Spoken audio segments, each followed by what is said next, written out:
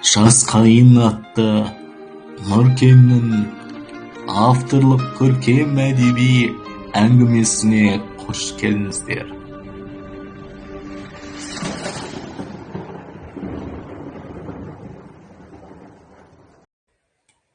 Бесінші бөлім.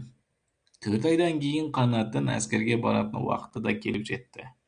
Кететін күннен бір жұма бұрын сол ауылдың жігіттеріне әскерге шақыру келді. Ақырғы бір апта ауылдағы үлкен адамдар үшін кетер аяқты ұйымдастырумен болды.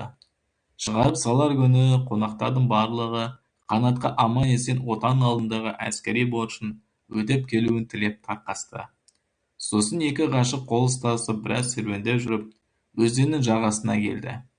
Екеуі ғажап жұмақтай түннің аясында серуендеп жүргенде махаббат сүйгісіне қарап тұрып, жүрегімде тек бір өзіңсің. Сені қатты сағынып күтемін. Саған деген жүрегімдегі сезімді сен келгенше сақтап жүремін деп еркеледі. Қанат махаббаттың тал шыбықтай белінен құшақтап, қалың қолаң шашынан ақырын сипалап тұрып, сүйіктісінің мақпалдай жұмсақ, үлбіреген ернен ақырын ғана сүйіп алды. Екі ғашық қол ұстасып бақытқа бөленіп, айлы түннің астында біраз серуендеп жүрді. Осылайша бір-біріне махаббаттары берік, сенімді, мөлдір таза болатынына уәде берісті. Сөйтіп екеуі үйге қайтты. Қоштасар сәтте Қанат махаббаттың ашық жазық, кең маңайынан үлбіреген бетінен ыстық сағынышпен сүйіп алды.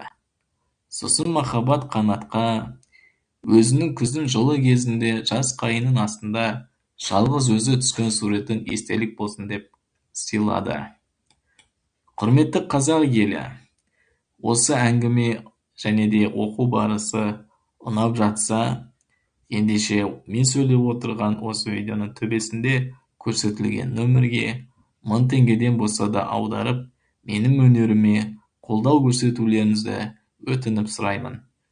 Тархан қазағым аман болсын.